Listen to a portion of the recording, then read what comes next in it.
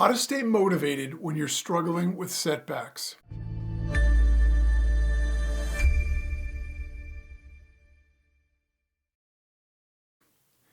Motivation is vital for entrepreneurs. I mean, it is essential for us to be able to get everything done because we are the driving force in our business. If we aren't motivated, if we aren't getting things done, then even if we have a staff or even if we have employees or outsourcers, it's going to be really difficult because we set the tone. We make things happen and we let everybody else know what the standard is and what the results we expect, the level of motivation, commitment, effort, and all those other things. And so at the end of the day, we ultimately drive results for our business, whether or not we have a staff of 100 or we're a solopreneur working out of our own house. It doesn't really matter. This situation is exactly the same. But sometimes, no matter how passionate that we are, no matter how given to our cause we are, or how important we think what we're doing is, and how valuable and how many people we can help with our products and services, sometimes even despite that, we struggle. We struggle to keep pushing. Our energy does wane and we get down. I mean, it's human nature, right? We're human beings, so we all have ups and downs. We have good days and bad days. And a lot of times we're in a situation where we can sort of brook that, rebound from it, and we realize, hey, this is just whatever. For some reason today I woke up on the wrong side of the bed. I don't feel that great, and that's okay. I mean, it does happen to all of us, so it's totally normal. It's a totally, expected condition, and everybody has to deal with it. So whether you're an entrepreneur or not, I mean, we all have that. But particularly for entrepreneurs, the challenge there is that we have to be able to stay motivated regardless. And so worse, if we're in that sort of state and then we're also facing challenges in our business, or maybe some things are going wrong, some campaigns didn't work out the way we wanted to, sales are down, customers are down, we got an angry customer yelling at us or something like that. Anything like that that can really sort of impact us, especially if we internalize it, that can make it even harder to motivate. So we might be in a state where we don't have a lot of energy already, and then we're dealing with these setbacks. So it's really hard to motivate, it's really hard to work hard, and it's really hard to stay focused. And of course, the challenge is, it's at those times when it's most difficult, it's also most important, right? When we're in a situation where everything's going well, if we have a day where our energy's flagging a little bit, it's not that big a deal because everything's good. So we know we're going to wake up tomorrow morning feeling pretty positive about the business, and we're going to be able to get back at it and go hard again. If we're in a situation where things aren't going well, it can be much more difficult to get out of bed, and it can be much more difficult to motivate to get the things done that we need to. But that is the most important time when we need to be able to do it, unfortunately. So the question becomes, how do we pick ourselves up? How do we pick ourselves up and keep going in the face of the fact that we have to deal with all this adversity, and maybe we're also not really just feeling that great?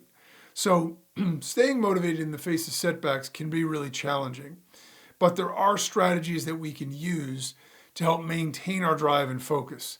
And so I want to share some of those because I think it's vitally important for every entrepreneur to have in their toolkit ways to internally pick ourselves up and motivate us, since we set the compass, we set the tone for what's going on in our business. And in some cases, we're the only person in the business. So if we aren't doing everything, it's not getting done, period. And so let's talk about some effective tips for ways that we can do it. I think the first thing that's really important is we need to just acknowledge the fact that failure and setbacks are all part of growth. It's interesting how when we reframe it, if we're in a state where we start feeling bad and our reaction to that is, oh, why does this always happen to me? Oh, I'm so unlucky. Of course this is happening. Then what happens is our internal systems basically tell us, well, yeah, we're just not that good. That's the reason we're having problems. That's not really an effective way to manage anything. And it's obviously not an effective way to be successful as a business owner, because if we're feeling crummy about ourselves, it's going to be really difficult to be able to, project out the things that we need to be successful and to be able to put in the effort consistently day after day. If we reframe it and we understand that failure and setbacks are part of growth and we look at all of them as opportunities, as opposed to negative experiences that somehow we should have avoided or anticipated and been able to avoid. Look, some of the setbacks we have are probably things we could have avoided, or maybe they are things that are our fault or were preventable. But there are a lot of things that happen in business that we have no control over. There's nothing we could have done. So beating ourselves over the head about it is not going to get us anywhere. It's just going to make us feel crummy and still, be in a bad state and still have to be able to get everything done. So we understand that setbacks are a natural part of any journey. And oftentimes when we come out the backside of it and we've troubleshooted the problem or whatever, then we ultimately end up usually better off, because not only have we fixed the issue, but now we have a roadmap for how to fix it if it were to come up again. We also have sort of the forewarning potentially to recognize the potential for the issue and maybe prevent it from happening in the first place. And at the very least, it develops our resilience.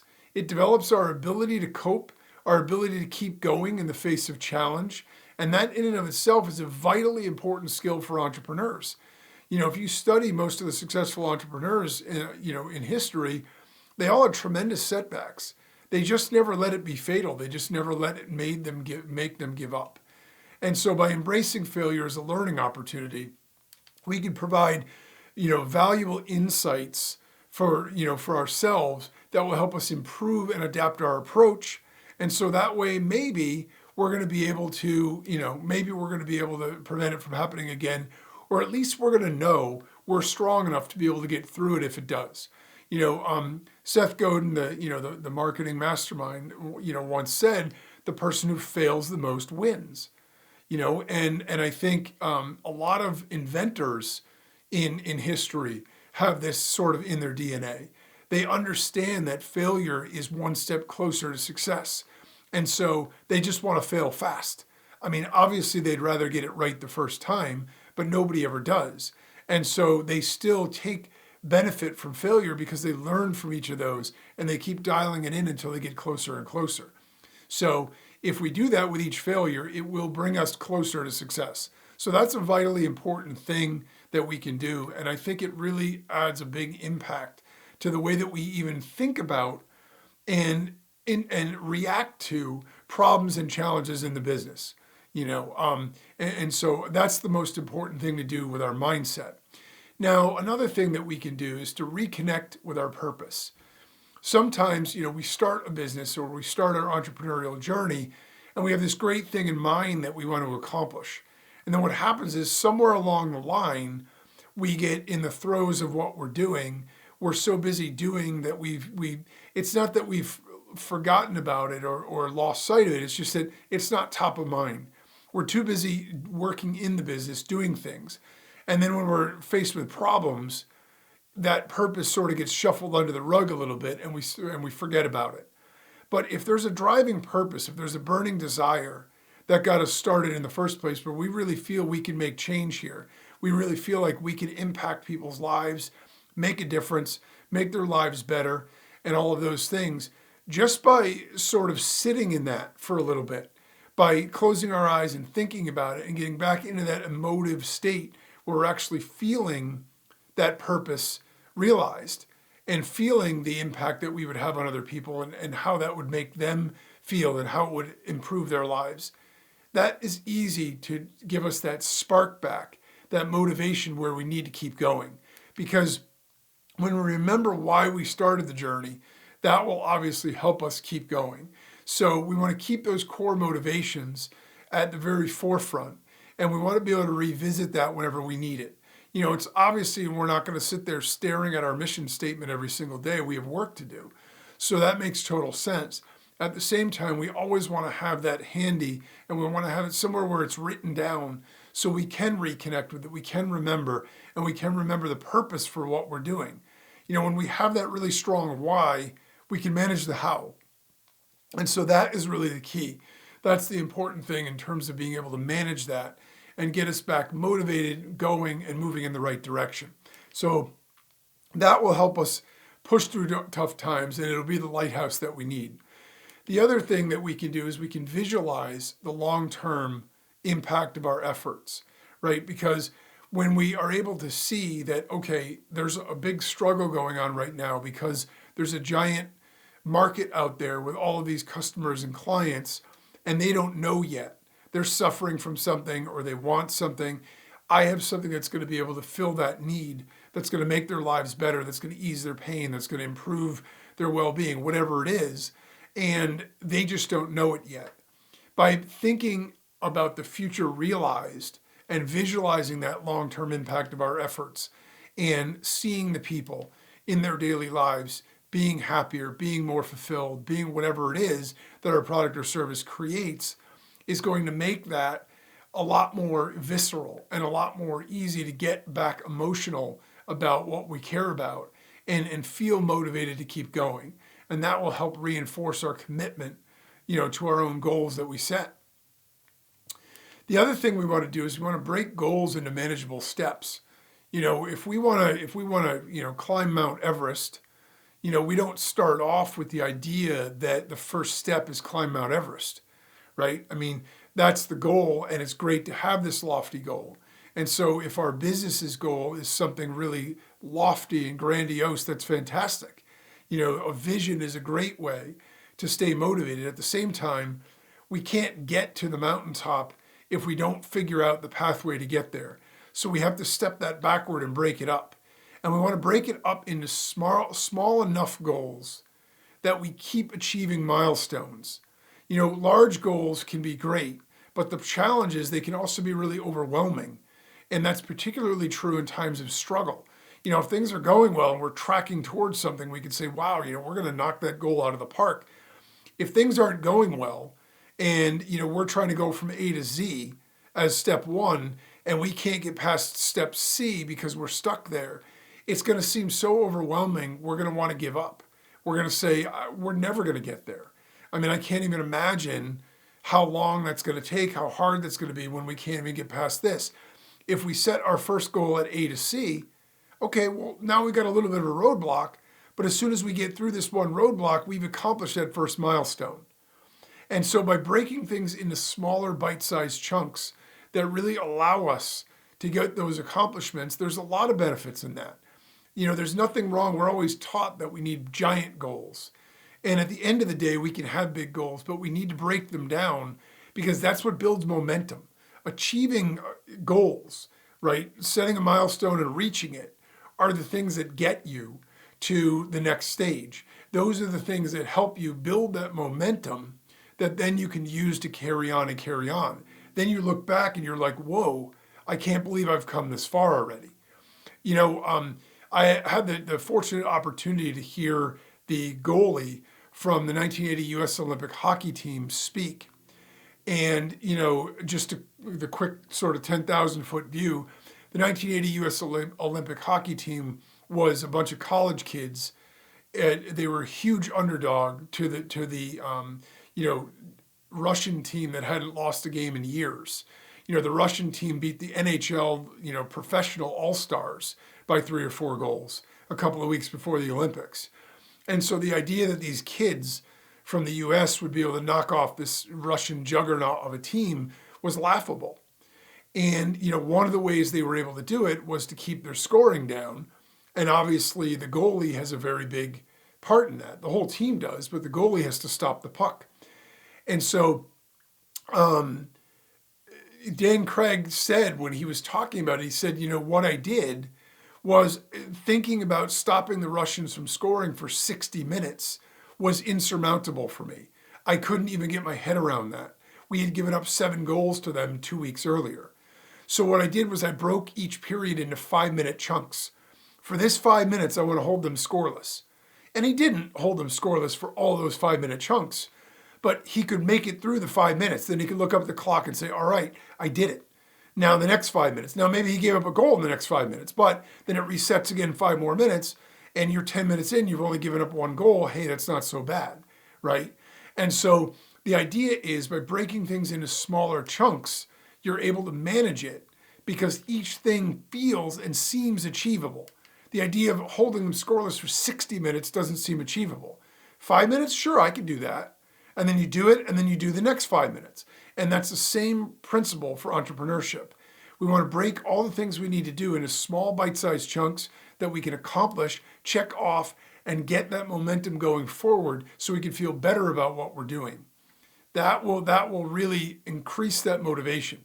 And we do want to celebrate each of those small victories to build momentum. It's important that we do stop to acknowledge the fact that we've accomplished something so we can feel good to balance out some of that negative feeling. Another really key thing that we should do in times of difficulty is to seek support from our network.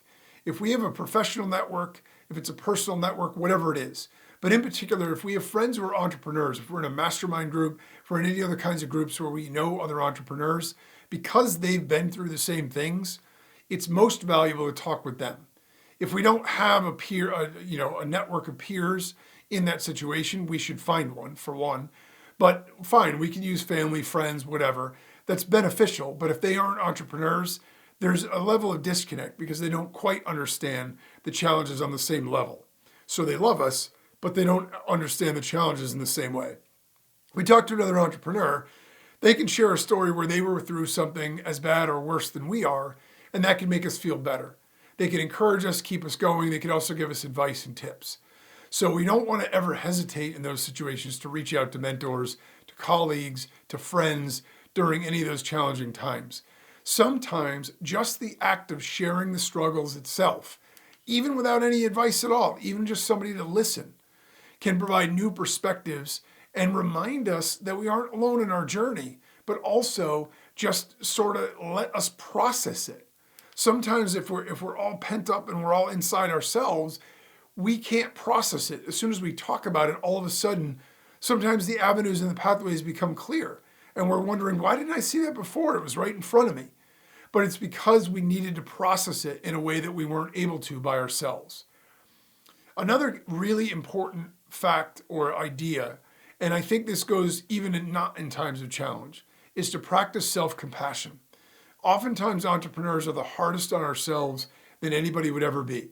We wouldn't treat employees or staff the way that we would treat ourselves because we're so hard on ourselves, believing we need to have all the answers. We always need to be right. We need to be doing everything. Success is a straight up, line, and we should all be on it. Otherwise, we're falling behind. Everybody else is. All that's hogwash and nonsense. The fact of the matter is, success is never like that. It's like this, right? It's up and down, up and down. It's like riding the waves on the beach. Some are good, some are bad. You're going to have highs and lows. We need to be kind to ourselves. We need to speak well about ourselves. We need to encourage ourselves instead of tearing ourselves down. We can already feel bad about the fact that things aren't in as good a state as we want them to be. We don't need to lob onto that on top of it, the fact that, these negative emotions about what we didn't do or how inadequate we are. What we need to do is recognize that everyone encounters difficulties, and it's essential that we treat ourselves with the same empathy that we would offer a friend. If one of our friends came to us and said, "Oh, I'm in this really tight spot. This is really hard. The world's falling in on me," we wouldn't tell them, "Well, that's because you're a loser." We would tell them it's going to be okay. You know what I mean? Like, look, you're talented, you're motivated, you've got all these things going for you. You're just in a bit of a dark place right now, but you'll see it. There's light at the end of the tunnel. You're going to come out the other side. You're going to feel great, and you're going to get through this. And we need to have that same encouraging self-talk to ourselves. We need to build ourselves up, recognize our value, pat ourselves on the back for having the courage to be entrepreneurs. Not everybody would do it. It's hard. And we need to give ourselves credit where credit's due. We also need to acknowledge our accomplishments, even when they're small. They matter. It all matters.